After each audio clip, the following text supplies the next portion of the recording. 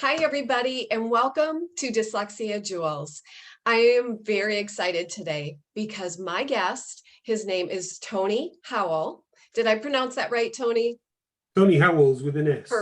Perfect. Okay. He is the founder of Dyslexia Works Facebook page, and he is from the UK. So, and that's what Dyslexia Jewels is all about, is just sharing our journeys as dyslexics across the world and helping to change that perception that people have of dyslexia. So welcome, Absolutely. Tony. Thank you Hello for there. being here. Thank you. Why don't you start by kind of just sharing your dyslexia story, when you first knew you had dyslexia and what that journey was kind of like for you? Okay, well, as a small child, I knew I was different than most other people, particularly my siblings. I have two brothers and a sister. I would guess I would be around about 5 or 6 years old when I found it very difficult to read. I also found it very difficult to write, but in a slightly different way. I still don't particularly, as an older person, I still don't find it particularly easy to read anymore. Although thankfully we live in an age now where we have computers. Yes. And my computer's set up so that it can read to me, and quite often I can talk to the computer and it'll type for me. So I do have a tendency to use technology. So what was it like, really? Very, very frustrating as a child not to be able to pick up a book and just be able to read it as easily as other people did and get that pleasure out of it. The really strange thing, in the UK at that time, just after school at about 3:30, 4 o'clock in the afternoon, there used to be a program on TV called Jackanory, and it read stories to you from books. So I started to listen to Jackanory, and I found it enthralling that all of a sudden I had this access to written information that everybody else had. But in my head, I could see all these other things, all these pictures and all of these things going on with the characters that other people just didn't seem to be able to see. So it was really from being 5 years old and onwards, and later on in life, to sort of quote an example, I left school at 16 years old with virtually no qualifications whatsoever.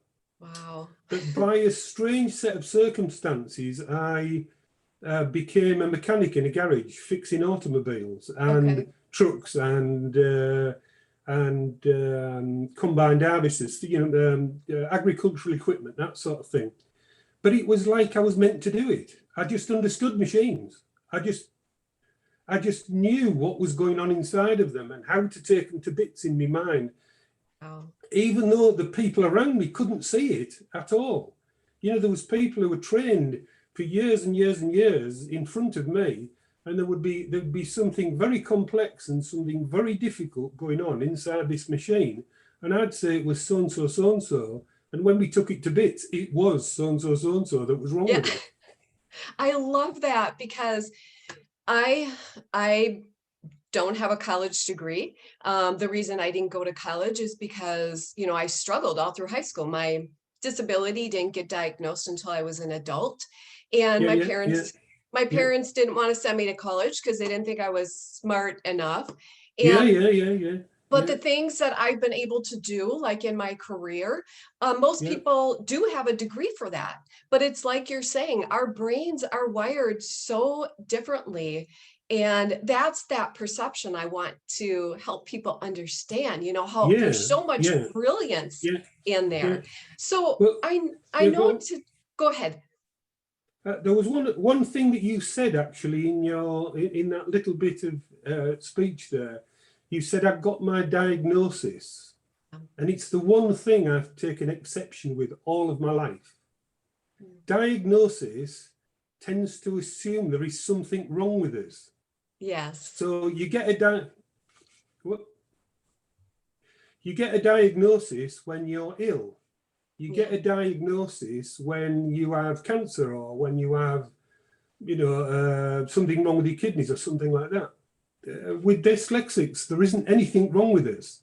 We're just different. Yes. So really, it's about discovering what our differences are and finding out what our strengths are and what our weaknesses are, and how we use those strengths and weaknesses to be able to be the person that we should be. So I've never, ever said to anybody I was diagnosed. I was assessed about 20 years ago now by our National Dyslexia, our National Dyslexia Association in the UK. Mm-hmm.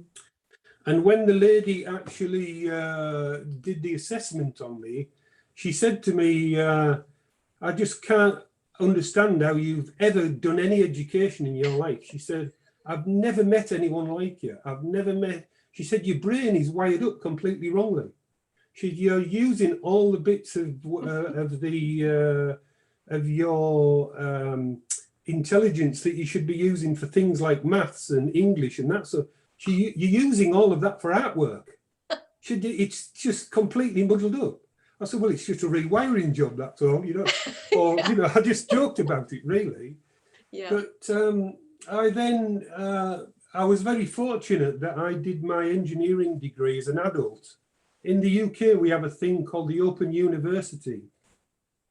And regardless of anything you've ever done in the past or where you've been educated, you can start a degree with them and they will support you through. So, you know, we have the situation now where we've had soldiers come back from Afghanistan and they have no legs and an arm or something like that. And they go to the Open University and do a degree. Well, they would not be able to go to a normal university.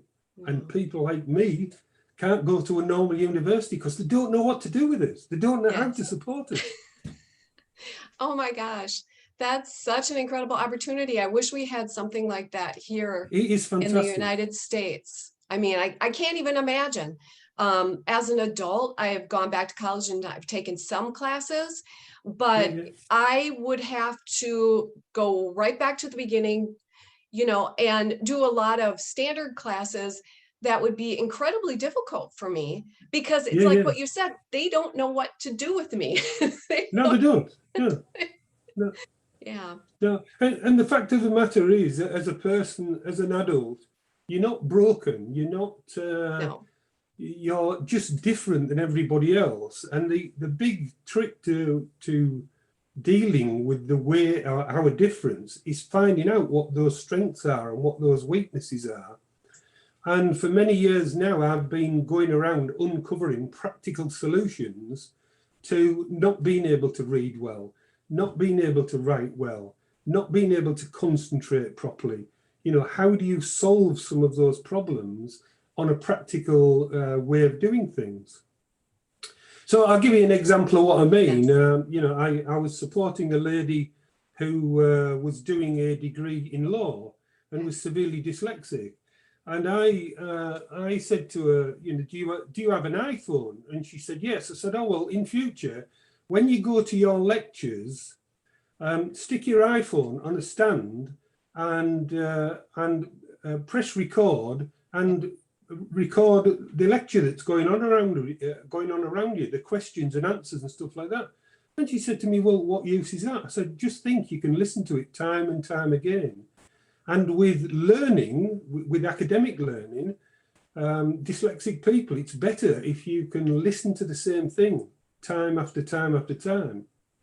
But the really interesting thing about dyslexic people is when you do that and they can listen to it, because it's bypassing having to read and they're listening to what's going on, generally, not always, generally, a dyslexic person takes up 80 or 90% more information in through their auditory learning. As a consequence, they can learn faster than people who are having to read a book. Yeah. How amazing is that? I love it. I know. I've experienced that myself. Yeah. And that's what I want people to understand is, you know, we categorize, well, you have to learn this way. And if you don't learn that way, then there's something wrong with you, you know, but no, you can be as smart or even smarter than someone that works, say, in a standard way. Yeah. What I wanted to ask you is what advice would you give to someone else who has dyslexia? And an adult, someone who's really struggling, they're frustrated, people don't Yeah, yeah. understand. What would you say to them? Well, one of the things I've found that's really good in terms of support, when I used to work in government, I grouped together people who were dyslexic and people with learning disabilities, and we used to meet up once a month. There was never an agenda. We didn't sit and have an agenda. All we did was, I used to say to people, if you have a problem, bring the problem with you, and let's talk. You talk about the problem, and there's going to be 20 other people there, 20 other brains, 20 other people sharing, and we might be able to find a solution to your problem. Yeah. So, just accepting the fact, the first step for me with everybody is getting them to accept the fact that they are very different than people who don't have our disability. We learn, we feel, we think, we smell, we interact in a completely different way. I meet some dyslexic people, and when you talk to them and you say, well, what does it feel like for you as a person? It's like having me hearing turned up to volume 12. It overwhelms me, or the smell is overwhelming, or the sound around me is overwhelming. And again, as an example, when I used to work, I used to find movement, people passing my desk, so disturbing. So then I asked if I could go sit in a desk in the corner of the room next to a window where there was almost no traffic. All of a sudden, concentration came back. So it's working with other people, get yourself to be part of a group, whether you're a child, whether you're an adult, whether you're an older person, get to be part of a group that shares and cares and can offer you advice. How do we share information? As human beings, we're far better sharing information and being helpful towards each other, because quite often you or me have had an experience that somebody else hasn't had, and we found a way of solving that silly little problem that drives us all nuts, Yeah. And I love the way that, this was a group and everybody had dyslexia, because Yeah. I do feel like other dyslexics, we truly do understand each other. And Yeah. and it's true. If you have a problem, the person you should go to is someone with dyslexia, because our brains are just wired to solve problems. Yeah. So yeah, but I love that. Sometimes someone who doesn't have dyslexia can't necessarily understand Yeah. some of the things that we do go through. So I Yeah. love that advice so Yeah. much. What do you think is the greatest, although we've kind of talked about some things, but what would you say is the greatest misconception about people with dyslexia? That we're slow and we're not intelligent. Yeah. The two are linked together. The amount of people who say, well, as I alluded to earlier on, is that in my childhood, I was taught, I'm now in my early 60s, at school, people didn't know about learning differences. So you were just treated as though you were thick and stupid. But the interesting thing about it at school was I was in the top group for maths. So when it come to doing mathematics, I was in fact, I was the top of the top group. Wow. I quite often used to say to the teacher, you've done that working out wrong on the board. That's incorrect. And they'd say, what do you mean? And I'd go up and I'd correct it. But I was in the bottom group for English. I couldn't do English for, read and write particularly well at all. And even me writing today is not very good. But, understanding your difference and how you can take that difference. There is one thing that I've seen right across the years. The one thing that all dyslexic people I've ever met have is they are incredibly persistent. They don't give up on things. They might think, well, I'm not very good at English, so I'll leave that. And then they'll be brilliant at something else, so like art or drama or public speaking or whatever it is. The thing is to concentrate on what you're good at, whilst at the same time trying to improve the things that you're not so good at. Yes. That's the key to these things. And sharing it with people like us who are dyslexic makes you understand that we're all slightly different. There are no two dyslexic people alike. Yep. And again, the most important thing to remember about dyslexics, quite often when you measure a person's IQ, and that's a measure of intelligence, most dyslexic people are in the top 3% of their age cohort. So again, if you look back historically, there's a lot of evidence now that somebody like Pablo Picasso was dyslexic. Yeah. There was a lot of evidence that Leonardo da Vinci was dyslexic. So just because the education system per se says you're not intelligent doesn't mean to say you are not intelligent. It's just that they've learnt to assess you in a very particular way that doesn't suit a person who's dyslexic. Yes. Yeah. You said that. It's incredible. You said that absolutely perfectly. Absolutely Yeah. perfectly. And I want to thank you for helping me to change the perception of dyslexia. It's no problem at all. I love it to find other people have that passion.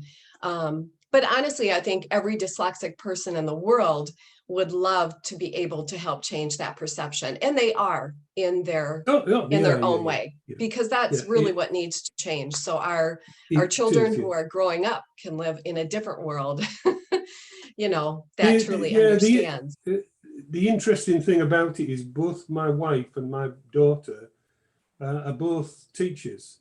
And particularly my daughter, she teaches children with special needs.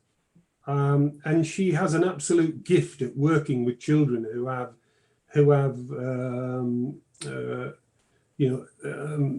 learning disabilities. She gets incredible work out of people that you would never believe in a million years was even possible. But that's the difference. Time's moved on. We're now starting to understand what these things. But the real critical thing is how we all share that together, and how we share those little improvements all of the time to help each other to be better at those things that we find difficult. Absolutely. Well, thank you so much, Tony. I honestly can't thank you enough for sharing today. You've completely inspired me. And I know that your words are going to inspire other people, but help other people too to understand, because everybody knows someone who's dyslexic, even if they aren't themselves. But thank you so much, Tony, for being my guest.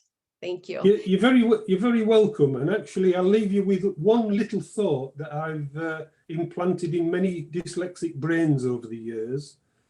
There's reputed, depends where you go in the world, but there's reputed to be somewhere between 10 and 15% of the world's population is dyslexic. Yeah. If that's true, and it is true, that makes us normal.